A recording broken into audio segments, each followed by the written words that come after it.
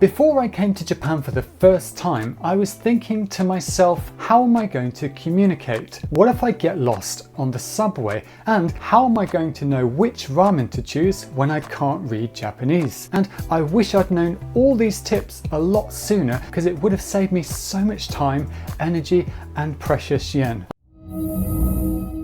Double check the opening days for attractions, because there's nothing worse than arriving only to find that the place is closed. I've done that so many times. Be especially careful with Mondays, because it's the most common day for attractions to close. You should also try to avoid national holidays, because this increases crowds by a lot. I put a link in the description to this year's holiday calendar. When it comes to the day of your visit, you should know that many attractions don't open until 10 AM, which is annoyingly late if you want to get an early start. However, temples and parks generally open much earlier than this, so just plan ahead. Another reason to do your homework before visiting is to see if you need to reserve tickets online in advance, because that's starting to become more common. And for many attractions, you can also save some money if you buy your tickets online from travel sites like Klook or Rakuten. If it's your first trip to Japan, then you're probably wondering how you're going to communicate since you don't know any Japanese. And to that I'd say, you really don't need to worry as much.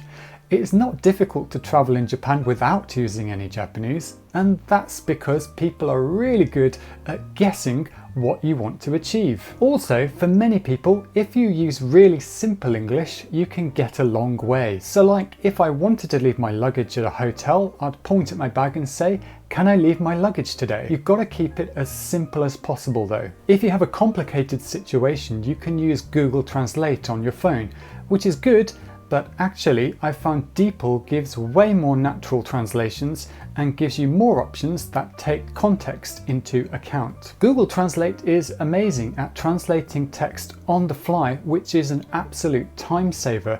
But one tip here, don't ignore staff if they're around, because they're likely dying to help you. With that all said, there are 3 indispensable words you should at least attempt to use while you're here. Arigatou gozaimasu. Thank you very much. Sumimasen, excuse me. Daijoubu is my personal favourite. It just means I'm okay. For example, if shop staff ask you if you want a plastic bag, you can say daijoubu to refuse it.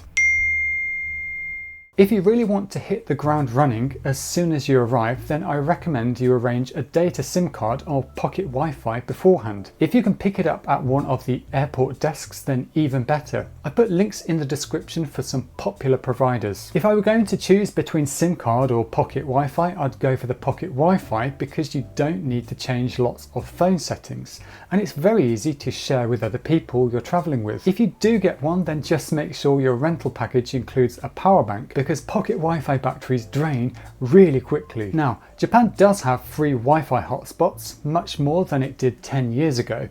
They're not as good as having a data SIM or pocket Wi-Fi, but you can't beat free, can you? One way to find these is to use the Japan Connected Wi-Fi app and look in your area to see where the hotspots are and connect automatically. You'd be surprised where they are. I've used some at museums, on buses, and even ferries. Now, if I'm using these free Wi-Fi spots, then I always remember to turn on my VPN service for security. And I actually do this at some hotels and hostels too, because they sometimes have no password on their internet.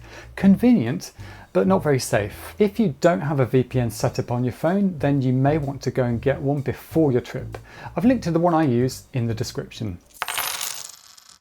When it comes to paying for things, there are more and more places these days that accept credit cards, but you're always going to need to bring cash with you for a couple of reasons. The machines you use to load money onto IC cards like Suica or Ikoka are usually cash only. In big cities, I still come across buses and shops that only accept cash, and if you go out into smaller cities or the countryside, you'll have a lot less luck with credit cards. So it's a good idea to stock up on cash. Now, one of the brilliant things about traveling in Japan is that it's so safe compared to a lot of places in the world, and walking around with a bunch of cash isn't unusual at all. Just don't do anything stupid like leave your wallet on the train. There are two places you can use your card to get money from the ATM. 7-Eleven convenience stores and post offices are my recommendations. 7-Eleven's ATMs are available 24 hours a day, 365 days of the year, but post office ATMs have more limited opening hours. Now, although 7-Elevens have better opening hours, it's usually a breeze to find a post office because they're absolutely everywhere. Sometimes you'll run into situations where only a 1,000 yen note is accepted. I'm thinking places like vending machines, not just for drinks but also tickets. On buses they usually don't take anything larger than 1,000 yen notes either, whether you're paying in cash or recharging your IC card. To make sure you always have 1,000 yen bills, you can withdraw uneven numbers of cash at the ATM, like 53 or 57,000 yen. The other trick I love to play is to pay with a 10,000 yen bill when I top up my IC card at the machine, and then I only charge something like 3,000 yen. That way the machine gives me some 1,000 yen bills back. It's magic. Make sure you keep your passport with you when you're out and about. This is the law, and police can and do stop you and ask to see your passport. It's happened to me quite a few times, maybe because I walk so fast, but be aware that it can happen. Having your passport with you is actually very handy because you'll need it for tax-free shopping, and some attractions want to see it so you can get discounts on tickets. So it can save you some money too. And while we're talking about the law, if you need to bring any medicines with you on your trip, double and triple check that these are allowed in Japan. You might be surprised to know that common over-the-counter medications like Tylenol and Sudafed are illegal here, as is ADHD drug Adderall. I actually know someone who spent a few weeks in jail because they hadn't done their homework on this, and I'd really hate for the same thing to happen to you. Now, if you're getting value out of this video, then let me know by giving it a like, and please drop a comment if you have extra tips that you think other people will find useful, or if you've got questions. Now back to the tips. It's really easy to spend ages on Google Maps finding the perfect cafe or restaurant wherever you're headed. But like I said with attractions, you need to take care with the opening days listed on the app. Don't trust Google Maps 100%, especially if you're making a special journey to go there. I've been to so many places that Google Maps said were open, only to find when I got there that they were closed, which is super annoying and a real big waste of time. If you want to make sure, it's a good idea to call ahead and say, "Kyo aitemasu ka?" And if they say hi, you're ready to go. This is one of my favourite tips, and that is to take advantage of the lunchtime menu at restaurants. These lunch sets are usually great value and often include drinks and even desserts. Now, when you go inside, you need to put up some fingers to show staff how many people are in your group. And when you get to your seat, don't be surprised if you're given a small box. You're meant to put your bags and jackets inside, and this keeps them off the floor.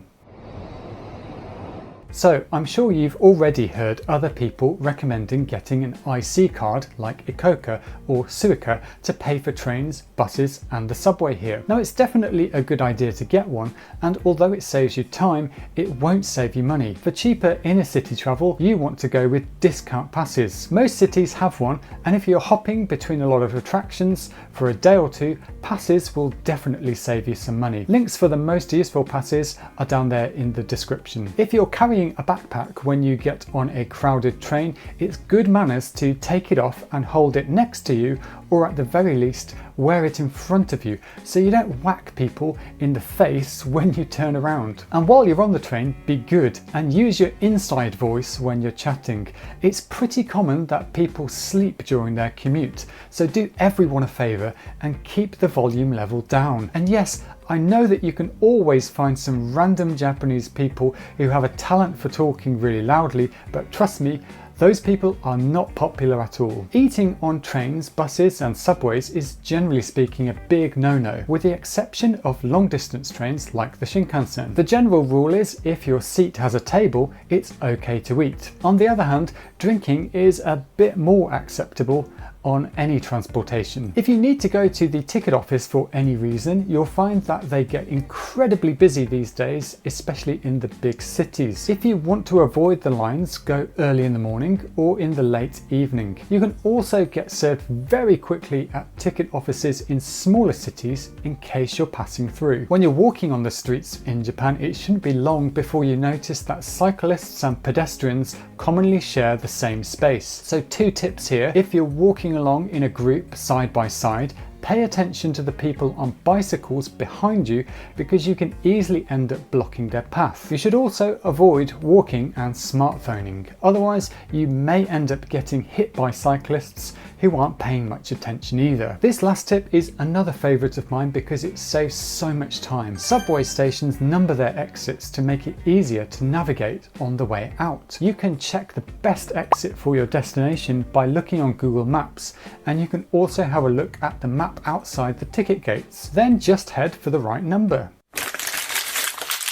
Finding a rubbish bin in Japan is a lot like the search for the Holy Grail. You're usually expected to take your rubbish home with you, but that doesn't often work when you're travelling. To get around this, many people buy their snacks from convenience stores and eat outside or in an eat-in area. This means you can use the rubbish bins inside the store to dispose of trash. Do people use convenience stores just to use the trash bins? That's a good question. You're more than likely going to be using trains while you're here, and you can often find trash cans on the platforms, as well as inside the Shinkansen and limited express trains. Drinks bottles are much easier to get off your hands because vending machines very often have PET bottle bins right next to them, and vending machines are all over the place. And while we're on the subject of drinks, the tap water in Japan is absolutely fine, and if you want to find places to fill up when you're on the move, I recommend installing the MYMIZU app. It shows you all the places where you can refill your water bottle for free. Now, I mentioned convenience stores a few tips back, and another reason why they are so great that people often overlook is that they often have toilets you can use, even if you're not buying anything. It doesn't matter where you are in Japan, the convenience store always comes in handy for this. And on the topic of toilets, I've seen a lot of videos that would give me the impression, if I didn't know better, that I can expect to see a plethora of buttons whenever I feel the call of nature. But if you're like me and you prefer to keep things simple, just skip all the buttons, find the lever at the back when you're done, and that will take care of the flushing. No reason to use any buttons at all. The last tip here is for 2 things that come in handy when you visit public bathrooms. That's some soap and a small towel. It's surprising but true, but you can't guarantee you'll find soap in public toilets, and hand dryers or paper towels are not widespread either.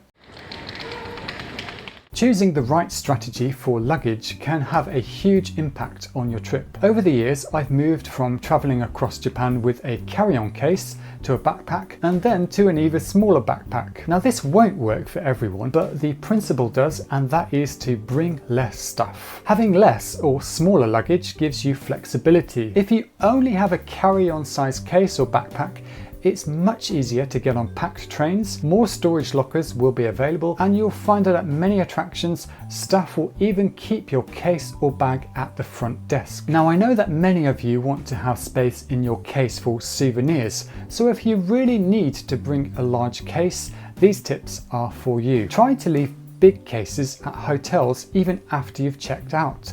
This way you can finish up seeing a place hands-free and then just go back and get the case when you're ready to move cities. Some hotels will actually let you leave luggage for a couple of days. So if you're based in Tokyo and doing a short trip to another city, you only need to take a smaller bag or case with you. Be sure to check in advance to see if the place where you're staying will keep luggage for you. If not, you can always use lockers at stations, even for a few days. My absolute favourite tip for travelling in Japan is to use luggage delivery services, especially when you have a large case. Yes, it does add some extra cost to your trip, but it is 1,000,000% worth it. You can move quicker, you don't have to worry about tripping up other people in crowded areas, and you don't need to find and wait for the elevator. It makes a huge difference. In big cities, you can get same-day delivery when you arrive at the airport, and if you want to send cases between hotels, check beforehand that they will accept your luggage and then go down to the front desk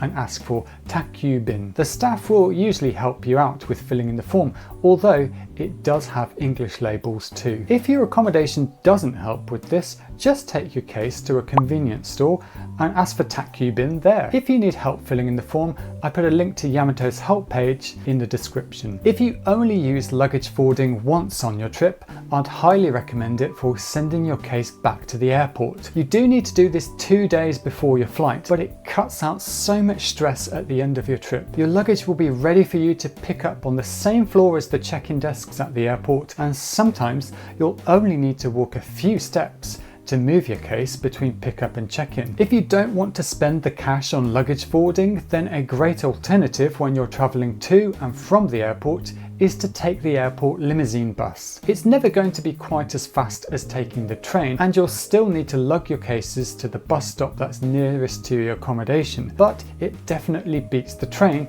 as you can just relax once you've got on board. One simple way of making your luggage lighter as you travel around is to buy small souvenirs. But if you're planning to take back things for people to eat, the airports have a huge selection to choose from. If I'm heading back home, I often pick up different varieties of Kit Kats there. But there's also no shortage of options when it comes to more traditional Japanese snacks.